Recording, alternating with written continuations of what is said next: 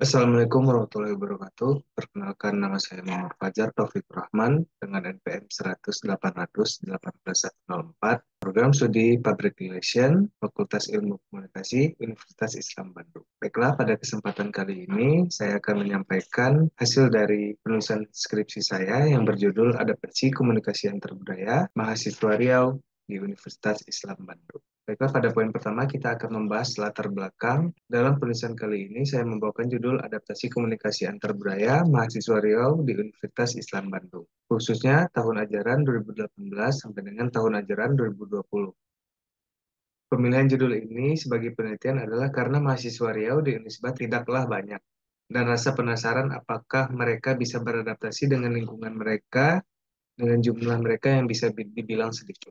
Selanjutnya, tujuan dari penelitian ini adalah saya ingin mengetahui bagaimana mahasiswa Riau ini memaknai komunikasi antar budaya dan bagaimana motif adaptasi komunikasi antar budaya mahasiswa Riau di Universitas Islam Bandung.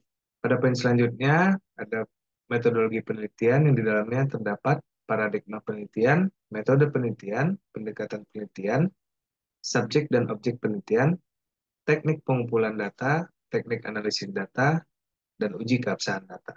Pada paradigma penelitian sendiri, saya menggunakan paradigma interpretif. Dan untuk metode penelitian, saya menggunakan metode kualitatif. Pada pendekatan penelitian, saya menggunakan studi fenomenologi. Dan untuk teknik pengumpulan data, saya menggunakan teknik wawancara, observasi, dan studi pustaka. Dalam teknik analisis data, saya menggunakan proses yang pertama pengumpulan data, penyajian data, reduksi data, dan kumpulan data atau verifikasi. Pada uji keabsahan data sendiri, saya menggunakan triangulasi sumber. Sebelum kita mengetahui apa yang dimaksud dengan komunikasi antar budaya, baiknya kita mengetahui apa yang dimaksud dengan komunikasi itu sendiri. Komunikasi memiliki arti pengiriman pesan atau berita antara dua orang atau lebih sehingga pesan yang dimaksud dapat dipahami. Berikut adalah beberapa tujuan dari komunikasi itu sendiri. Yang pertama adalah sebagai pendidikan dan pengajaran, sebagai informasi, sebagai hiburan, sebagai diskusi, sebagai persuasi, sebagai promosi kebudayaan, dan sebagai integrasi. Karena kita sedang mengkaji komunikasi antar budaya, wajib untuk kita ketahui apa yang dimaksud dengan arti budaya itu sendiri. Budaya dapat diartikan sebagai pola pikir dan kebiasaan manusia seperti pengetahuan, kepercayaan, seni, dan hukum yang telah dilakukan secara turun-temurun dan sebagai masyarakat.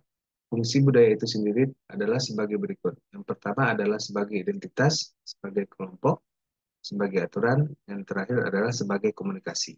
Pada poin berikutnya, kita akan mengkaji apa yang diartikan dengan komunikasi antar budaya. Komunikasi antar budaya adalah kegiatan komunikasi yang dilakukan oleh dua orang atau lebih, ataupun oleh sebuah kelompok yang dilatar belakangi kebudayaan yang berbeda-beda.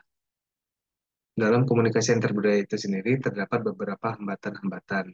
Di antaranya adalah yang pertama ada stereotype, yang kedua ada etnosentrisme, yang ketiga ada rasisme, yang keempat ada culture shock. Berikut adalah cara adaptasi dalam komunikasi antar budaya. Yang pertama ada personal communication, yang kedua ada host social communication, yang ketiga ada ethnic social communication, yang keempat ada environment, yang terakhir ada predisposition. Baiklah, pada poin selanjutnya kita memasuki hasil dari apa yang ditemukan dalam penelitian kali ini, yang mana adalah sebagai berikut. Hampir semua mahasiswa Riau pada awalnya mengalami hambatan atau kesulitan komunikasi antar budaya. Tetapi pada akhirnya, semua mahasiswa Riau bisa beradaptasi dengan lingkungan mereka yang baru dengan cara mereka masing-masing. Selanjutnya, saya akan menjelaskan apa itu dimaksud dengan konvergensi dan divergensi. Konvergensi juga dikenal sebagai konsentrasi mengacu pada penyesuaian perilaku komunikatif seseorang agar serupa dengan orang lainnya. Atau sebagai contoh, ketika mahasiswa Riau berkomunikasi dengan mahasiswa lainnya dengan latar belakang budaya yang berbeda-beda, mahasiswa Riau cenderung akan melakukan penyesuaian terhadap latar belakang lawan bicaranya. Yang kedua adalah divergensi. Divergensi adalah komunikasi yang dilakukan dengan menonjolkan perbedaan dan mempertahankan kebudayaan mereka sendiri.